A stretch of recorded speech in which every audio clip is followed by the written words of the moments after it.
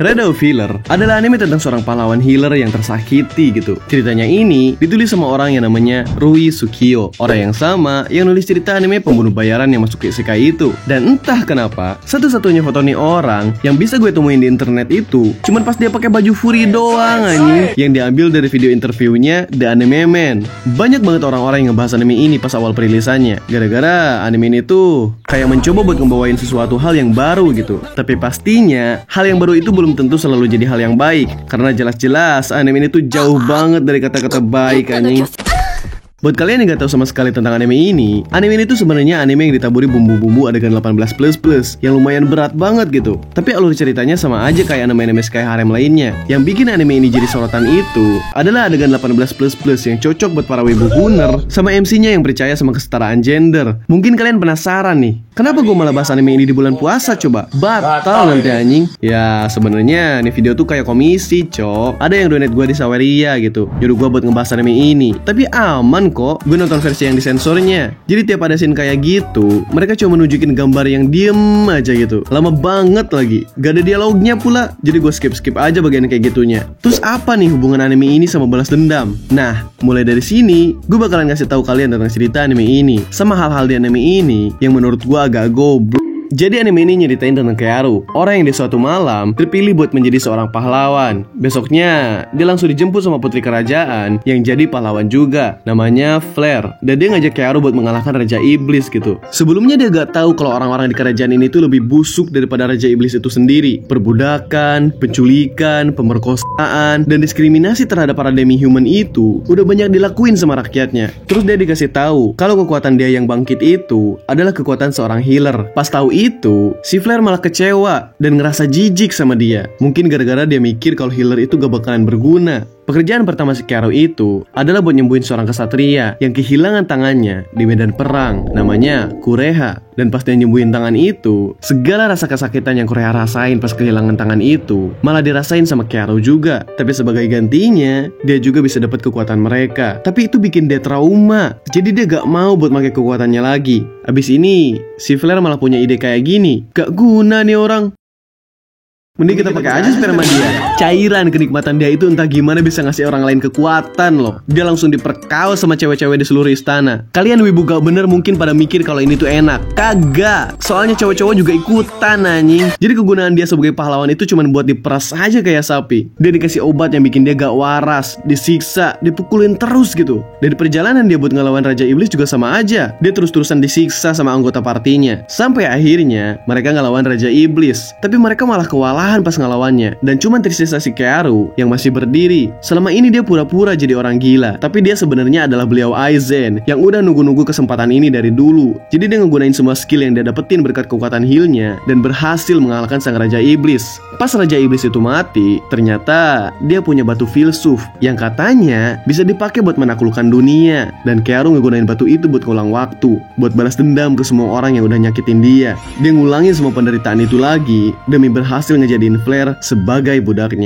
Intinya, ini anime gak jelas. Banyak banget hal yang bikin gue ganjel tentang anime ini. Yang pertama itu mungkin dari power systemnya yang gak masuk akal. Kayak kekuatannya si Kearu, kekuatan yang dianggap kagak guna, tapi dikasih celah buat dijadiin kekuatan yang OP gitu. Hal yang kayak gini udah sering banget dipakai di anime-anime lain juga. Contohnya kayak Velour Frame lah. Tapi yang ini kagak ngotak anjing. Healing apa stealing sih? Healing tapi bisa ngancurin barang. Healing tapi bisa punya kekuatan pedang. Healing tapi udahlah. Mau se-OP apa sih ini? Ada hal lain yang kagak masuk akal juga. Kayak mata saringan ijo yang bisa melihat segalanya. Dia pas awal ngulang waktu, tiba-tiba skizo diingetin sama diri dia di masa depan buat nyari seorang peri gitu. Terus peri itu ngasih dia mata ijo buat ingat segala sesuatu hal yang terjadi di masa depan. Tapi cara kerja mata ini sebenarnya gimana sih? Melihat segalanya itu maksudnya apa? Oke lah bisa ngelihat status orang, tapi bisa ngelihat ingatan di masa depan itu gimana cara kerjanya coba? Ini penulisan cerita yang gak kreatif banget sih. Autornya itu kayak gak mau ribet mikirin gimana nih caranya biar si MC bisa ingat ingatan dia di masa depan gitu.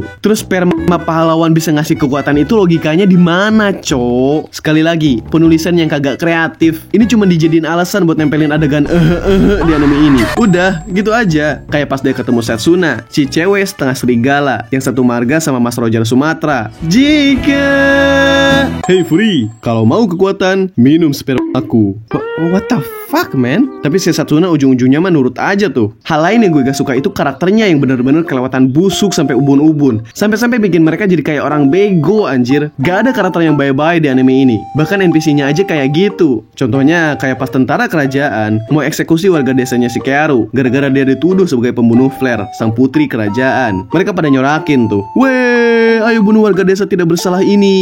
Wuhuu, gitu kan. Tapi pas si Flare muncul pakai hologram badak terus ngeluarin matahari yang entah gimana kagak ngebakar mereka. Terus dia ngasih tahu mereka kalau kerajaan ini tuh isinya busuk gara-gara udah memperbudak demi human gitu. Abis denger itu, mereka langsung, "Weh, ayo bunuh tentaranya." Wuhuu, gak jelas anjing. Gampang banget dihasutnya gitu. Penyepong Flare handal banget. Gila nih rakyat. Padahal mereka ini sama aja suka memperbudak demi human gitu. Toko budak di kotanya itu ada banyak anjing. Udah kayak pasar malam. Tapi mereka kagak protes apa-apa tuh. Anteng aja kok. Moralitasnya tuh lagi ngelag kali ya. Terus ada lagi nih di episode 3. Si Flare, Blade, sama Bullet abis selesai ngebantai apaan dah gak tahu. Soalnya sejauh ini iblis yang harusnya mereka lawan itu kagak nongol-nongol anjir. Tapi di sini kelihatannya tuh kayak rumah-rumah gitu, pada hancur. Terus si Flare malah bilang kayak gini, あなたも少しは戦ったらどうです。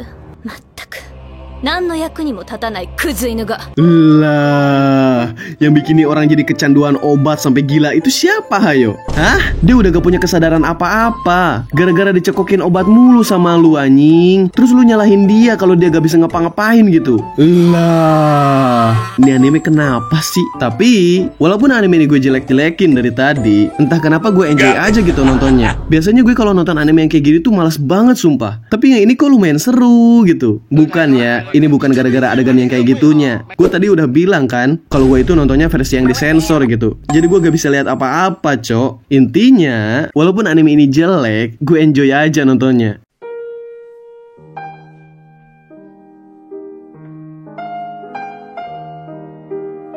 Ya udahlah, mungkin segitu aja. Thank you buat Aldi yang udah nge-request anime ini. Sekarang kita absen member dulu. Ada Zeta, Zendal, Exceed, Tamachi Sensei, Iditod, sama Syafira Nurul Ajizah. Thank you buat kalian yang udah join channel ini. Dan ada juga beberapa requestan anime yang belum sempat gue bahas. Ya gak tahu dah. Semoga minggu depan gue masih hidup buat ngebahas anime yang kalian request ini. Thank you buat kalian yang udah request. Udahlah, itu aja paling.